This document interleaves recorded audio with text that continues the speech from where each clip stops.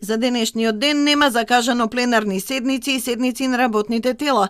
Ваква информација дава Собранискиот сајт, иако пратениците и собраниските служби подготвено чекаа продолжение на конститутивната седница. СДСМ и ДУИ така и се договорија денеска да го изберат Талат Џафери за председател на Собранието, па тој да закаже седница за избор на веќе договорената влада. Одолговлекувањето со седницата прво беше образложено со потребата од собирање потписи од најмалку 20 пратеници, кои би биле предлагачи на староновиот спикер. Потоа рекоа дека има потреба од дополнителни консултации, а и некои пратеници биле отсутни.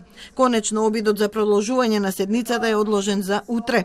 Од СДСМ и од ДУИ не појаснуваат дали постои некаков проблем, но медиумите на албански јазик објавуваат дека двајца пратеници од ДУИ се спротивставуваат на изборот на министри од нивната партија и дека нема да гласаат ниту за Џафери. Се именуваат Изет Меджити, поранешен градоначалник кој го води влијателниот Чаирски огранок, и Арбен Зибери, екс-директор на Центарот за јавно здравје, кој е во блиско сродство со кандидатот на ДУИ за премиер Насер Зибери.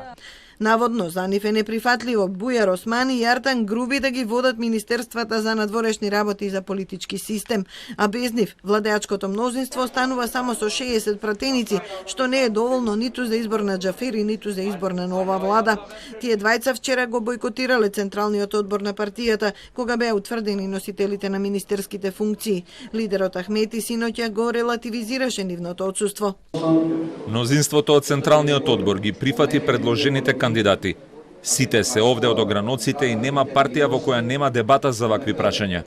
Имаше дебата и на крајот со мнозинство гласови транспарентно е донесена одлуката.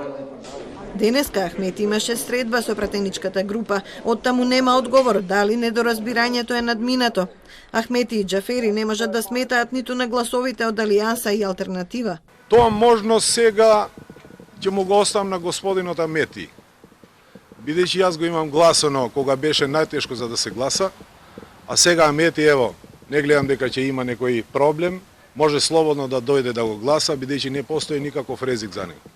Изборот на Талат Џафери за председател на Собранието е првиот тест за новото мнозинство. Потребни се гласовите од најмалку 61 пратеник, како и за избор на влада. СДСМ, ДУИ и ДПА имаат вкупно 62 пратеници.